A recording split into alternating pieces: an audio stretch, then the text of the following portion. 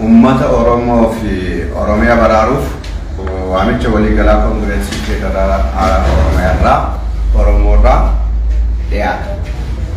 Koongireesii Federaalaa Oromoo KFO'n erga Koongireesii ummata Oromoo KFO fi warraaqsa Federaalizii Dimokiraatawaa Oromoo waafdoon walitti makamanii qabsoo karaa nagaa eegalanii waggoottii 13 ol ta'ee jira.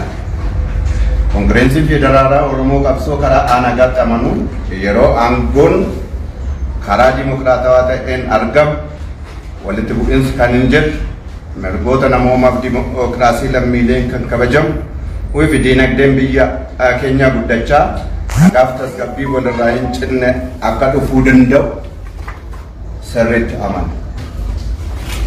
Bu'uurama kanaan Koongireesiin Federaalaa Oromoo filannoo biyyoolessaa biyya kanaa keessatti gaggeeffamaa turan 4 bara 1992, 1997, 2002 fi 2007 irratti yoo hirmaatu filannoo bara 2013 gaggeeffame keessaa immoo humnaan dhiibamee ba'uu isaa beekamaadha.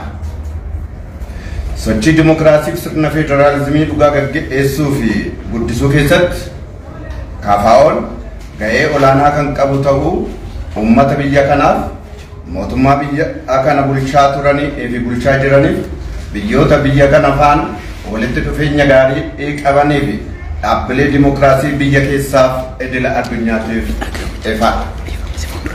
Haa ta'u malee bulchitoonni biyya kanaa mirgoota sabaaf sablammiif ummatoota biyya isaanii eegsisuun karaa dimokiraatawaa dhugaa ta'een filannoon aangoo argachuun humna qawweetiin sagalee ummataa ukkaamsuun aangootti ol ba'uu filachuun fedhii aangoo isaanii guuttachaa akka turaniif itti jiran qaamoleen ilaallataniif ifa. Baroota arfan darban Oromiyaa keessattis ta'e Itoophiyaa maratti walitti bu'iinsiif waraanni gaggeeffamaa jiraniif sababiin dursaa uummanni keenya qabsoo waggootii dheeraatiif sirna dimokiraasii uumamuuf bulchiinsa federaalizimii dhugaadhaan walqixxummaa bilisummaa irratti hundaa'e taasifame gufachiisuun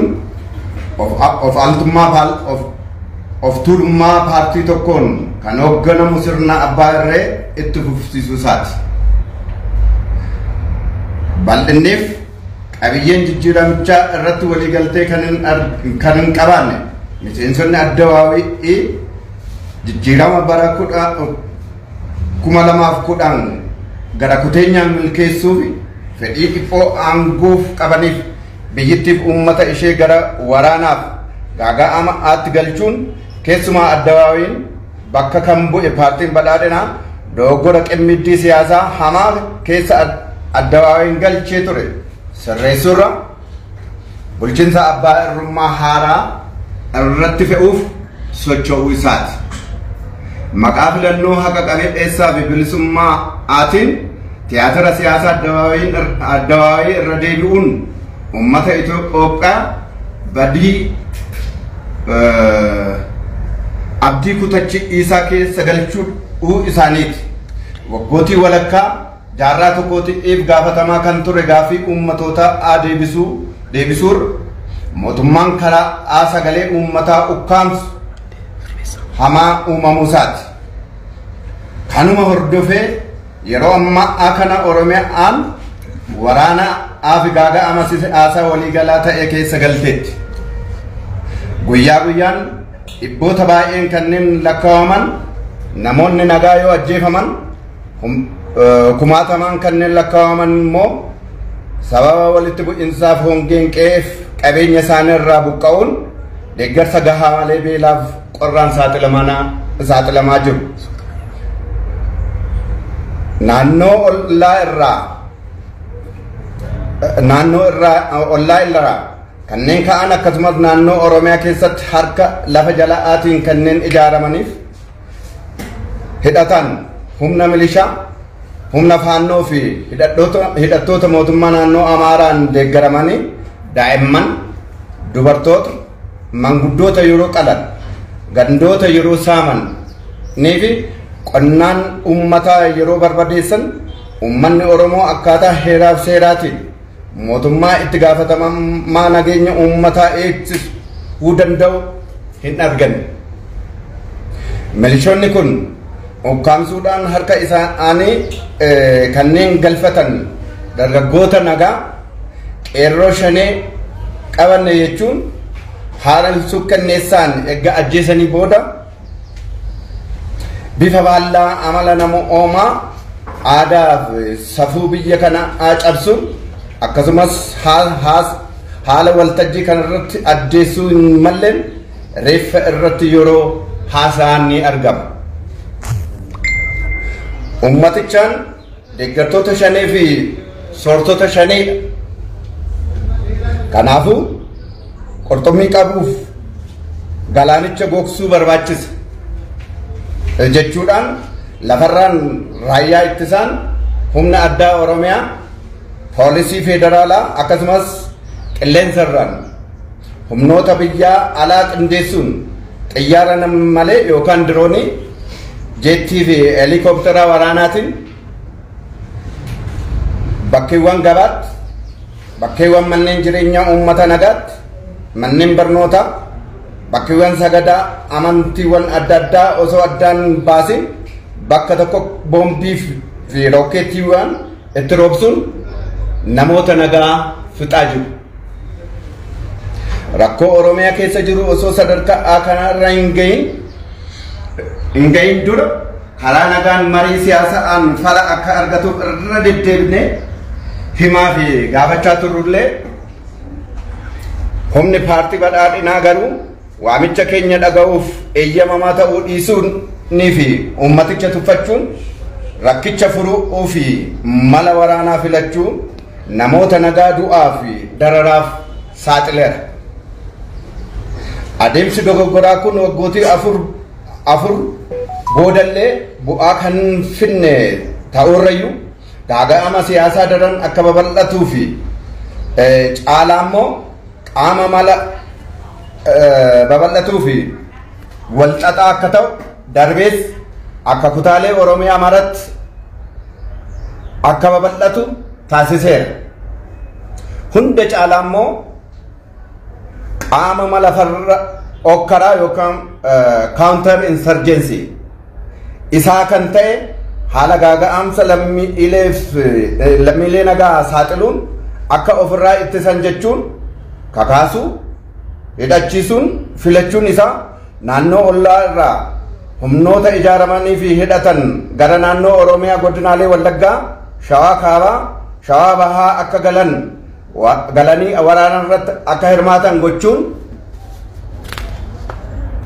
Oromiyaa keessatti dhumaatii hedduuf kanneen affeeraman haalawwan walitti bu'iinsa waliinii kanneen hordofsiisan akka uumaman gochaa jira. Haala kana aangoo mootummaa irra kan jiran paartii badhaadhinaas ta'e warri cina isaatti walitti qabamanii leelliftoonni siyaasa okkaraatiin dirqamuun mancaatii nageenyaa siyaasaa dinagdee hawaasummaa fi kufaatii waliigala biyyoolessaa kan to'atamuu hin dandeenye akka uumamu ta'eera. Kanaafuu balaawwan waliigalaa uummata Oromoof Oromiyaa akkasumas Itoophiyaatti dhufaa jiru kanarraa baraaruuf Koongireensiin Federaalaa Oromoo qaamolee armaan gadiitiif waamicha armaan gadii dhiyeesseera. Tokko paartilee badhaadhinaaf mootummaadhaaf daandiiwwan nageenyaa hordofuun waraana keessa dhidhimuun tilmaamota tokko tokkoon waraana kaabaatti gaggeeffaman lammiileen miliyoona tokko caalan bu'aa tokko malee akka dhumatan kan taasise paartiin badhaadhinaa dogoggora kanarra barachuun rakkoo Oromiyaa karaa nagaa hiikuuf yaaluurra karaa faallaa tooftaa yeroon gateen of tuulummaa raayyaatiin itti fufuuf murteessuun isaa dogoggora seenaa dhiifama hin gooneef biyyittiifis uummata ishees badii waliigalaa bu'aan isaa tilmaamamu nama dhibuu uf saaxileera. akkuma irra deddeebinee beeksifnetti rakkoowwan siyaasaa fala siyaasaa barbaadurra ejjennoo danqamaan dhiibamuun daandii humnaa filate. Baroottan arfan darban Oromiyaa keessatti ta'ee Itoophiyaa maratti du'aatii lammiilee nagaa fi gahaa jiranii fi gahaa jiru barbadina qabeenyaa buqqaatiin akkasumas balaa diigamsa biyyaatiif sababa indursaa sadarkaan sirna dimokiraasii daneessaa diiguuf yaaliiwwan taasifaman yoo ta'an dursa itti gaafatamaan daandii nageenyaa kan balfatu humna paartii badhaadhinaaf garee dhaabbilee siyaasaa deeggartoota isaaf gorsisoota isaa ta'uu isaanii uummata Itoophiyaa maraaf hawaasa addunyaatiif jabeessinee ibsuu barbaanna. Gaaffii mirgaa uummanni Oromoo waggootii dheeraatiif karaa nagaa dhiyeessaa ture paartiin badhaadhinaa humna qofaan furuuf murteessuun isaa seenaa kufaatii abbootii irree mootummaawwan darbanii irraa barachuu dhabuu isaa agarsiisa. Asirratti hunduu hubachuu kan qabu dhimma guddaan tokko ukkaamsaa, ajjeechaa fi waraana uummanni Oromoo karaa saganteeffamee fi qindaa'een irratti gaggeeffamaa ture karaa nagaatiin isa itti qabsaa'uu turullee ajjeechaaf ukkaamsaan daran hammaachaa dhufuun kufaatiin diinagdee bu'uura jireenyaa diiguuf wabii nagaan jiraachuu dhabaa dhufuun osoo obsa qabu fixachuu isaati. Rakkoo ariifachiisaa kanaaf immoo fala nagaaf siyaasawaan hammatame ta'ee ariitiidhaan yoo hin arganneef ummaticha biyyittii haala hamaa saaxilu kan dandeessu badii waliigalaa akka uumamuu jiru hubachuun barbaachisaadha. Kanaafuu paartiin badhaadhinaa ejjennoo danqamaa isaa jijjiiruun atattamaan marii dhugaa humnoota dhaabbilee siyaasaa Oromoo wajjin akka taasisu cimsinee ni gaafanna.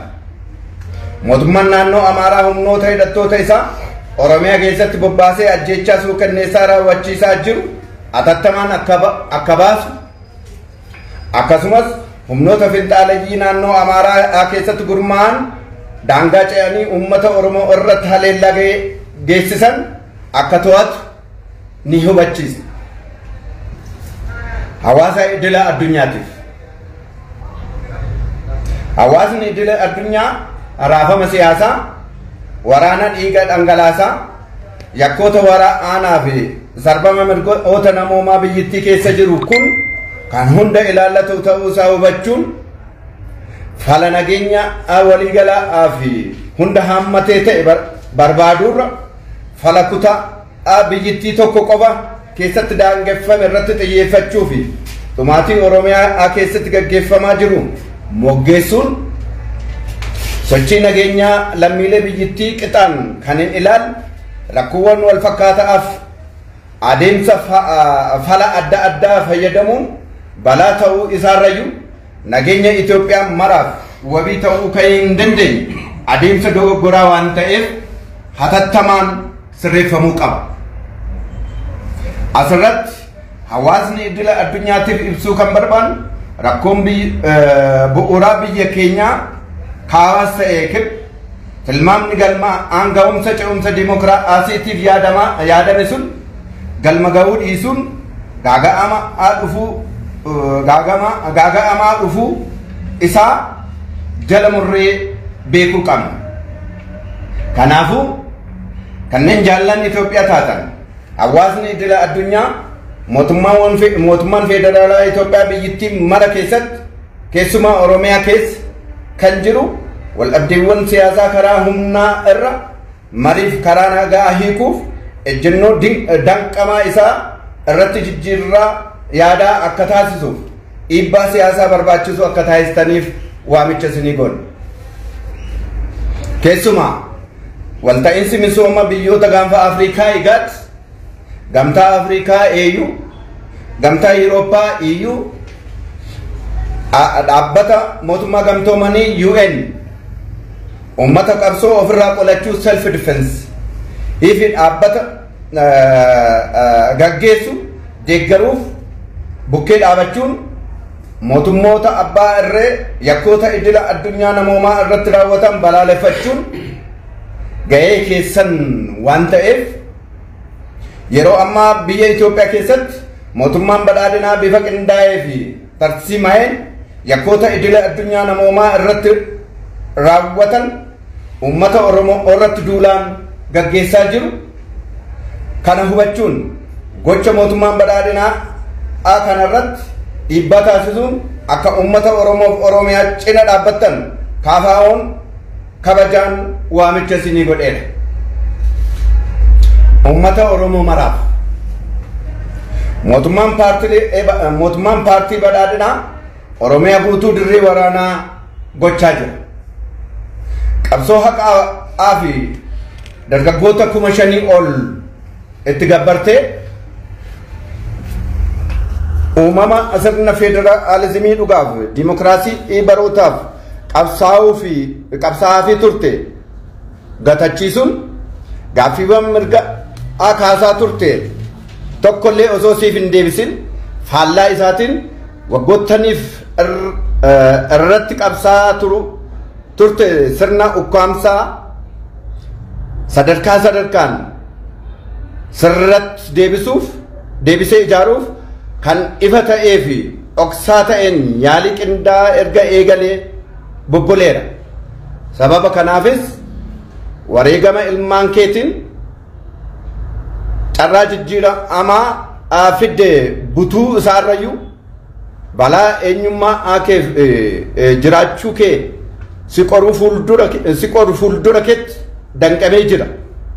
Balaa ija baasee sitti dhufe kana tokkummaa kee eeguun bifa qindaa'een fi ijaarameen mataa kee qeekee ganda keef naannoo kee walumaa galatti Oromiyaa dammaqinaan akka eegdu kallattii maraan walii birmachuudhaan wal bira akka dhaabbattaniif walumaa galaan yeroo qormaataa kana darbuun akka dandeessaniif KFO'n waamicha seenaa qabeessa isinii godheera. Humnoota siyaasaa haqaan Oromoof qabsooftaniif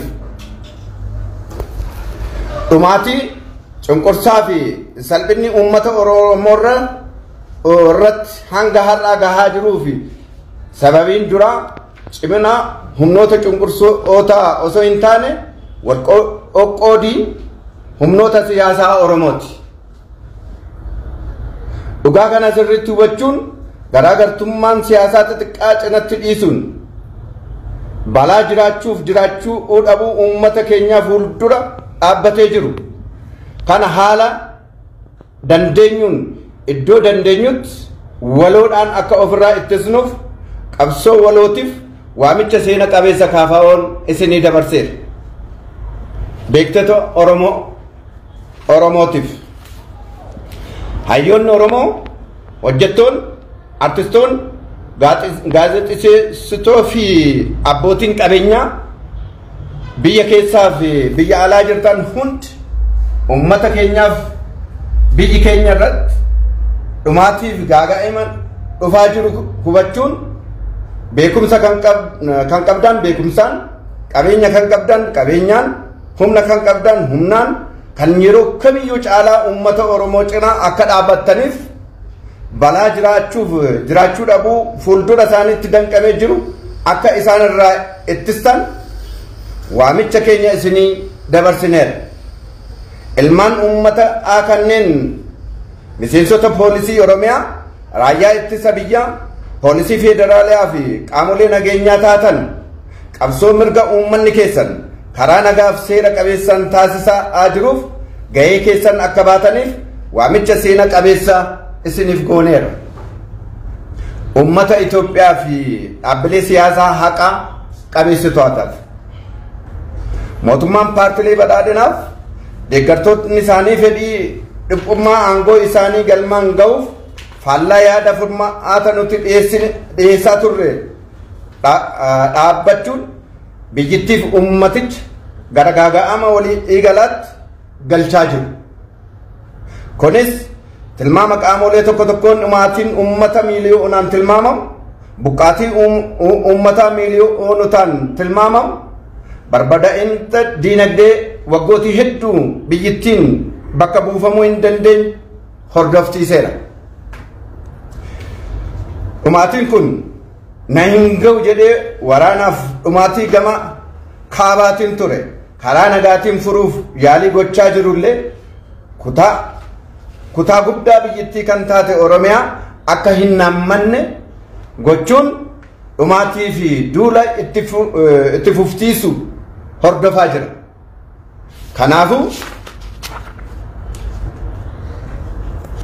bulchiinsa dimokiraatawaa filannoo bilisaa fi haqa qabeessa irratti hundaa'e uumuun sirna federaalawaa tokkummaa fi bilisummaa uummataa irratti bu'uureffame ijaaruun wal faana jiraachuuf hunda keenyaaf wabii waan ta'eef qabsoo waloof waamicha isinii dhiyeessineera. Keessumaa uummanni Amaaraa humnoota shira siyaasaa qoqqoodanii bituu tokko tokkootiif saaxilamuu dhiisuun ollaawwan keessa faana nagaan jiraachuuf ga'ee keessan akka baatan waamicha nagaa waliin jiraachuu isinii gooneera. Koongirensii Federaalaa Oromoo 29/2015 Finfinnee.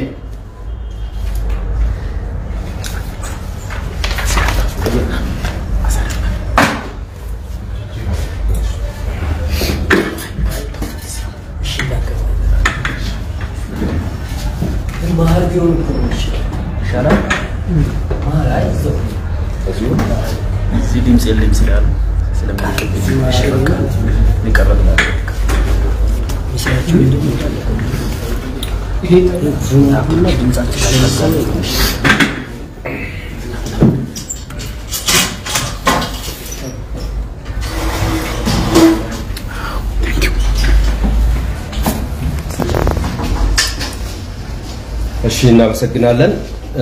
የኦሮሞ ህዝብንና ኦሮሚያን ከልቂት ለማዳን ከኦሮሞ ፌዴራላዊ ኮንግረስ ኦፌኮ የቀረበ አጠቃላይ ጥሪ። የኦሮሞ ፌዴራላዊ ኮንግረስ ኦፌኮ ከኦሮሞ ህዝብ ኮንግረስ እና ከኦሮሞ ፌዴራሊስት ዲሞክራሲያዊ ንቅናቄ ኦፌዴን ጋር በፈጠሩት ውህደት ከተመሰረተ ነው 13 ዓመታት በላይ ተቆጥረዋል። የኦሮሞ ፌዴራላዊ ኮንግረስ በሰላማዊ ትግል የሚያምን ሲሆን ስልጣን በዲሞክራሲያዊ መንገድ ከተገኘ ግጭት እንደማይኖር፣ የዜጎች መብት ሰብአዊና ዲሞክራሲያዊ መብት እንደሚከበር፣ የሀገራችን ኢኮኖሚ ያደገና ቀጣይነት ያለው ሰላምና መረጋጋት እንደሚኖር በጽኑ ያምናል። በዚህም መሰረት ኦፌኮ በኢትዮጵያ በተደረጉ 4 ምርጫዎች 1992፣ 1997፣ የ2002 እና የ2007 ምርጫዎች ላይ የተሳተፈ ሲሆን ከ2013ቱ ምርጫ ተገድዶ እንዲወጣ ተደርጓል። ዲሞክራሲና እውነተኛ ፌደራሊዝምን በማስፈንና በማስፋፋት ረገድ ኦፌኮ ትልቅ ሚና እንደተጫወተ ለኢትዮጵያ ህዝብ ሀገሪቱን ሲያስተዳድሩ ለነበሩ አካላት ለኢትዮጵያ ወዳጅ ሀገሮችና ዓለም አቀፍ የዲሞክራሲ ተቋማት ግልጽ ነው። ነገር ግን የዚህች ሀገር ገዢዎች በእውነተኛ ዲሞክራሲያዊ ምርጫ ስልጣን ከመያዝ ይልቅ በጦር መሳሪያ ኃይል የህዝብን ድምጽ በማፈን የስልጣን ፍላጎታቸውን ሲፈጽሙ እንደቆዩና አሁንም እያደረጉ እንደሆነ ፀሐይ የሞቀው ሀቅ ነው። ላለፉት 4 ዓመታት በኦሮሚያም ሆነ በመላው ኢትዮጵያ እየተካሄዱ ያሉ ግጭቶችና ጦርነቶች ዋነኛ ምክንያት ለዓመታት ለዲሞክራሲያዊ ስርዓት መፈጠርና በዲሞክራሲያዊ ስርዓትና እኩልነትና ነጻነት ላይ የተመሰረተ ሐቀኛ የፌደራል ስርዓት የተደረገው የህዝባችን ትግል ተጨናግፎ በአንድ ፓርቲ የበላይነት የሚመራ አምባገነናዊ ስርዓት መቀጠሉ ነው። በለውጡ ጥልቀትና ስፋት ላይ ስምምነት ያልነበራቸው የኢህአዴግ አባል ድርጅቶች የ2010ን ሀገራዊ የለውጥ ፍላጎት በቁርጠኝነት ከማሳካት ይልቅ ለጠባብ የስልጣን ፍላጎት ከሽኩቻ አልፈው ሀገሪቷንና ህዝቦቿን ወደ ለየለት ቀውስና ጦርነት ይዘው በመግባታቸው በተለይ ኢህአዴግን የተካው የብልጽግና ፓርቲ የሀገሪቷን ፖለቲካ አደገኛ አጣብቂኝ ውስጥ የከተተውን የኢህአዴግን ስህተቶች ከማረም ይልቅ አዲስ ፈላጭ ቆራጭ አገዛዝ በኢትዮጵያ ህዝቦች ላይ ለመጫን በመንቀሳቀሱ ነው። በነጻነትና ፍትሃዊ ምርጫ ስምም የኢህአዴግን የፖለቲካ ቲያትር በመድገም የኢትዮጵያ ህዝቦችን ተስፋ አስቆራጭ ቀውስ ውስጥ በመክተቱ ነው። ለግማሽ ምዕተ ዓመታት ሲጠየቁ የነበሩትን የህዝብ ጥያቄዎችን ከመመለስ ይልቅ አዲስ አፋኝ መንግስት ሆኖ መቀጠሉ ነው። በአሁኑ ሰዓት ኦሮሚያ አጠቃላይ የሆነ የጦርነትና የፖለቲካ ቀውስ ውስጥ ገብታለች። በየቀኑ በብዙ መቶዎች የሚቆጠሩ ሰላማዊ ሰዎች ሲገደሉ፣ በሺህ የሚቆጠሩት ቤትና እርሻዎቻቸው እየወደመ ነው። በሚሊዮን የሚቆጠሩት ደግሞ በግጭትና በተፈጥሮ ድርቅ ምክንያት ከቤት ንብረታቸው ተፈናቅለው ያለ በቂ ድጋፍ ለረሃብና እርዛት ተጋልጠዋል። ከጎረቤት ክልል የሚነሱ እንዲሁም ኦሮሚያ ውስጥ በህቡ የተደራጁና የታጠቁ የፋኖና የአማራ ክልል መንግስት ታጣቂዎች እንዲሁም በመንግስት አካላት የሚደገፉ ህገወጥ ሚሊሻዎች ህፃናት፣ ሴቶችና አዛውንቶችን ሲያርዱ፣ መንደሮችና እርሻዎችን ሲያወድሙ በህገ መንግስቱ የተጣለበትን የዜጎችን ደህንነት የመጠበቅ ኃላፊነት የሚወጣና ለህዝቡ ለደህንነቱ የሚተማመንበት የመንግስት አካል አልተገኘም። እነዚህ ሚሊሻዎች አፍነው በእጃቸው የሚያስገቧቸውን ሰላማዊ ወጣቶች ቄሮ ሸኔ ያዝን በማለት በአሰቃቂ ሁኔታ ከገደሉ በኋላ አስነዋሪና ከተለመደው ሰብአዊ ባህሪና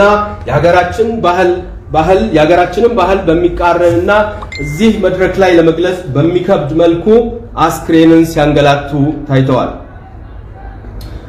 ህዝቡን የሸኔ ደጋፊ የሸኔ ቀላቢ ነው፣ ስለዚህ አሳውን ለማጥመድ ውቅያኖሱን ማድረቅ ይገባናል በማለት ከምድር በመከላከያ በኦሮሚያ ልዩ ኃይልና በፌደራል ፖሊስ እንዲሁም ከሰማይ የውጭ ኃይሎችን በማስተባበር በሰው አልባ አውሮፕላን ወይም ድሮኖች፣ የጦር ጀቶችና ተዋጊ ሄሊኮፕተሮች የገበያ ቦታ፣ የሰላማዊ ዜጎች መኖሪያ መንደሮችን፣ የትምህርት ቤቶችን፣ የሃይማኖት ማምለኪያ ስፍራዎችን ጭምር ላይ ያለ ልዩነት ቦምብና ሮኬቶች እያዘነቡ ሰላማዊ ዜጎችን እየጨፈጨፉ ይገኛሉ።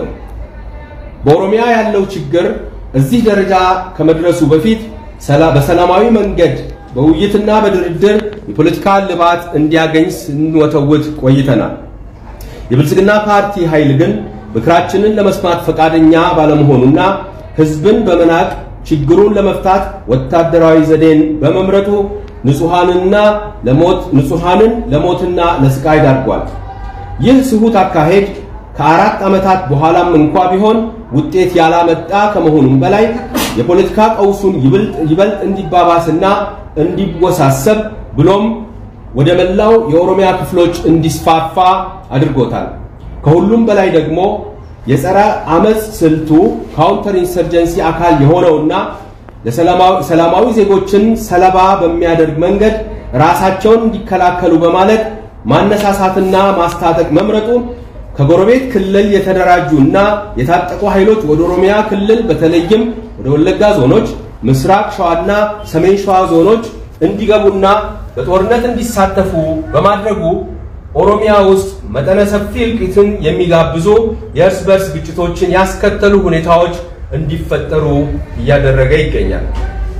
ይህን ሁኔታ በመንግስት ስልጣን ላይ ያለው የብልጽግና ፓርቲም ሆነ በዙሪያው የተሰባሰቡ የግፋ በለው ፖለቲካ አራማጆች ግፊት የተነሳ ሊቆጣጠሩት የማይችሉት አጠቃላይ ሀገራዊ የደህንነት፣ ፖለቲካዊ፣ ኢኮኖሚያዊና ማህበራዊ ቀውስ ተፈጥሯል።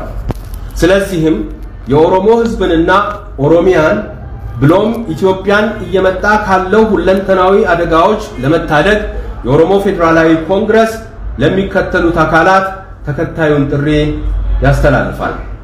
አንደኛ፣ ለብልጽግና ፓርቲና መንግስት ሰላማዊ አማራጮችን ከመከተል ይልቅ ጦርነት ውስጥ በመዘፈቅ በሰሜኑ ጦርነት በአንዳንድ ግምቶች ከ1 ሚሊዮን የሚልቁ ዜጎች በከንቱ እንዲያልቁ ያደረገው የብልጽግና ፓርቲ ከዚህ ስህተት በመማር የኦሮሚያን ችግር በሰላማዊ መንገድ ለመፍታት ከመሞከር ይልቅ በተቃራኒው በከሸፈው ወታደራዊ ጀብደኝነት ለመቀጠል መወሰኑ ራሱንም ይቅር ለማይባል ታሪካዊ ስህተት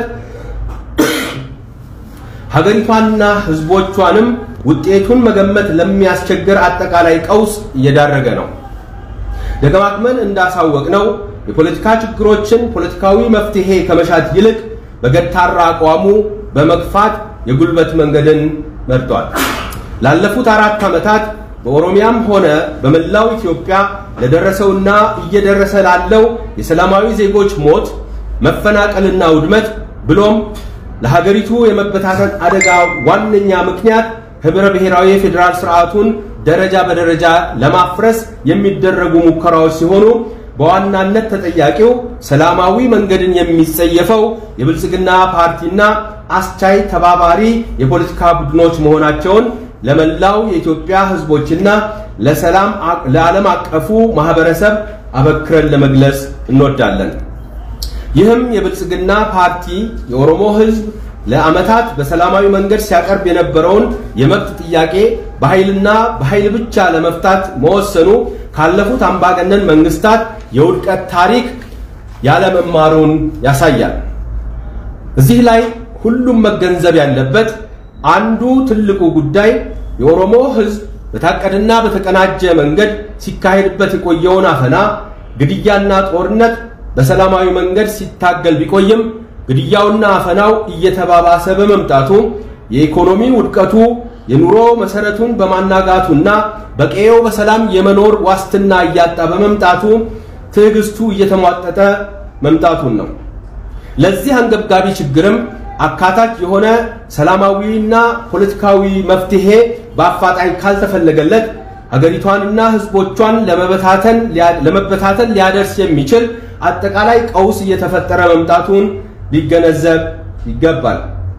ስለሆነም የብልጽግና ፓርቲ ገታራ አቋሙን ለውጦ ከኦሮሞ የፖለቲካ ኃይሎች ጋር በአስቸኳይ ሐቀኛ ድርድርና ውይይት እንዲያደርግ አጥብቀን እንጠይቃለን። የአማራ ክልል መንግስትም ኦሮሚያ ውስጥ ያሰማራቸውንና አሰቃቂ ግድያዎችን እየፈጸሙ ያሉ የታጠቁ ኃይሎቹን በአፋጣኝ ከኦሮሚያ እንዲያስወጣ እንዲሁም በጽንፈኛ ኃይሎች ጉትጎታና እገዛ ከአማራ ክልል እየተደራጁና ድንበር ተሻግረው በኦሮሚያ ህዝብ ላይ ጥቃት እያደረሱ ያሉ ኃይሎችን እንዲቆጣጠር እናሳስባለን። ሁለተኛ፣ ለዓለም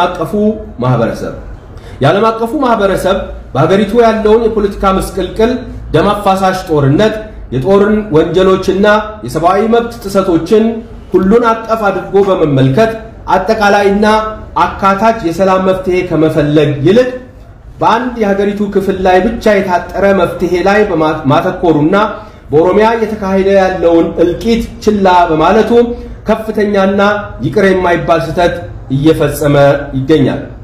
የኦሮሚያን ችግር ችላ ያለው የሰላም እንቅስቃሴ የሀገሪቱን ዜጎች እኩል የማይመለከት ለተመሳሳይ ችግር የተለያየ መፍትሄ የሚጠቀም አካሄድ ከመሆኑም በላይ ለመላው ኢትዮጵያ የሰላም ዋስትና መሆን የማይችል ስሁት አካሄድ በመሆኑ በአፋጣኝ ሊታረም ይገባል። እዚህ ላይ ለዓለም አቀፉ ማህበረሰብ ማሳወቅ የምንፈልገው መሰረታዊው የሀገራችን ችግር ሰሜንም ሆነ በደቡብ ዲሞክራሲያዊ ሽግግር ለማምጣት የታለመው ለውጥ ባለመሳካቱ የመጣ ቀውስ መሆኑ ሊሰመርበት እንደሚገባ ነው።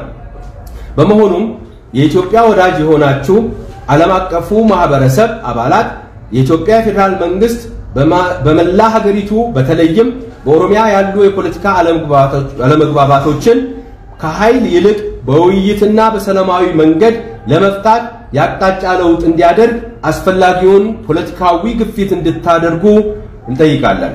በተለይም የምስራቅ አፍሪካ የልማት በይነ መንግስታት ኢጋድ፣ የአፍሪካ ህብረት ኤዩ፣ የአውሮፓ ህብረት ኢዩ እና የተባበሩት መንግስታት ድርጅት ዩኤን ራስን የመከላከል ትግልን መደገፍ፣ አምባገነን መንግስታት በዜጎቻቸው ላይ የሚፈጽሟቸውንና በሰብአዊነት ላይ የሚፈጸሙ ዓለም አቀፍ ወንጀሎችን መቃወምና መኮነን ኃላፊነታችሁ ስለሆነ በኦሮሞ ህዝብና በኦሮሚያ ላይ የብልጽግና መንግስት እያካሄደ ያለውን በሰብአዊነት ላይ የሚፈጸሙ ወንጀሎችን በመቃወም የኦሮሞ ህዝብና ኦሮሚያን ራስን የማዳን ትግል እንድትደግፉ እንጠይቃለን። ከዚህም ባለፈ በሚሊዮኖች ለሚቆጠሩትና በጦርነትና ድርቅ ምክንያት ለተፈናቀሉና ለረሃብ ለተጋለጡ የኦሮሚያ ነዋሪዎች አስቸኳይ የሰብአዊ እርዳታ እንዲደርስ እንድታደርጉ ጥሪያችንን እናቀርባለን። ሶስተኛ ለመላው የኦሮሞ ህዝብ የብልጽግና ፓርቲና መንግስት መላውን ኦሮሚያን የጦርነት ቀጠና እያደረገ ነው። ከ5000 በላይ ወጣቶችህን የገበርክበት ፍትሃዊ ትግልህንና ለዘመናት ስትታገልለት የኖርከው ዲሞክራሲያዊና ሐቀኛ የፌደራል ስርዓት መፍጠርን በማጨናገፍ እና ስታነሳ የነበሩትን የመብት ጥያቄዎች አንዳቸውንም ሳይመልስ በተቃራኒው ለምዕት ዓመታት ስትታገለው የነበረውን አፋኝ ስርዓት ደረጃ በደረጃ ጫንቃህ ላይ ለመመለስ በግልጽና በህቡ የተቀናጀ ደባ መደረግ ከጀመረ ሰነባብቷል። በዚህም ምክንያት በደምህ ያመጣኸው የለውጥ እድል ተቀልብሶ ይባስ ብሎም ማንነትህን የሚፈታተን ግልጽ የህልውና አደጋ ተደቅኖብሃል። ይህን አፍጥጦ የመጣብህን አደጋ አንድነትህን ጠብቀህ በተደራጀ መልኩ ራስህን፣ ቄህን፣ መንደርህንና አካባቢህን በአጠቃላይ ኦሮሚያን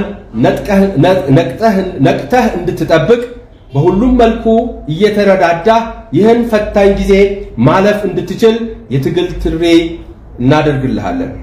አራተኛ ለሐቀኛ የኦሮሞ ፖለቲካ ኃይሎች በኦሮሞ ህዝብ ላይ እስካሁን እየደረሰ ላለው እልቂት፣ ጭቆናና ውርደት ዋና ምክንያቱ የጭቋኞች ኃይልና ጥንካሬ ሳይሆን የኦሮሞ ፖለቲካ ኃይሎች መከፋፈል ነው። ይህንኑ እውነታ በውል በመገንዘብ ጥቃቅን የፖለቲካ ልዩነቶቻችሁን ወደ ጎን በመተው ህዝባችን ላይ የተጋረጠውን የህልውና አደጋ በጋራ እንድንከላከል የጋራ የትግል ጥሪያችንን ኦፌኮ ያስተላልፋል። አምስተኛ ለኦሮሞ ልህቃን በሀገር ውስጥም ሆነ በውጪ የምትገኙ የኦሮሞ ምሁራን፣ ተማሪዎች፣ ሰራተኞች፣ ከያንያን፣ ጋዜጠኞች፣ ባለሀብቶችና በአጠቃላይ የኦሮሞ ልሂቃን መላው ህዝባችን እና ሀገራችን ላይ እየመጣበት ያለውን እልቂት በመገንዘብ ዕውቀት ያለው በዕውቀቱ፣ ሀብት ያለው በሀብቱ፣ ጉልበት ያለው በጉልበቱ ከምን ጊዜውም በላይ ከኦሮሞ ህዝብ ጎን እንዲቆምና የተደቀነበትን የህልውና አደጋ እንዲከላከል ጥሪያችንን እናስተላልፋለን። የህዝብ ልጆች የሆናችሁ የኦሮሚያ ፖሊስ፣ መከላከያና የፌደራል ፖሊስ እና ደህንነት አባላት ህዝባችሁ ለሚያደርገው ህጋዊና ሰላማዊ የመብት ትግል የበኩላችሁን አስተዋጽኦ እንድታበረክቱ ጥሪያችንን እናቀርባለን። ስድስተኛ ለመላው የኢትዮጵያ ህዝቦችና ለሐቀኛ የፖለቲካ ፓርቲዎች የብልጽግና ፓርቲ መንግስትና ተባባሪዎቹ ለጠባብ የስልጣን ፍላጎት ማሳካያነት ከምክራችን ተቃራኒ በሆነ መንገድ ሀገሪቷንና ህዝቦቿን ወደ አጠቃላይ ቀውስ እየከተቱ ነው። ይህም በአንዳንዶች ግምት ከሚሊዮን ለሚልቅ ህዝብ እልቂት፣ ለሚሊዮኖች መፈናቀል፣ በብዙ ዓመታት ሀገሪቷ የማትተካው ሀብት ውድመትን አስከትሏል። ይህም እልቂት አልበቃ ብሎ በሰሜን የነበረውን ጦርነትና እልቂት በሰላማዊ መንገድ ለመፍታት የተደረገው ጥረት እንኳን ትልቁን የሀገሪቱን ክልል ኦሮሚያን እንዳያካትት ተደርጎ ቀጣይ ዘመቻና እልቂት እየተከተለ ነው።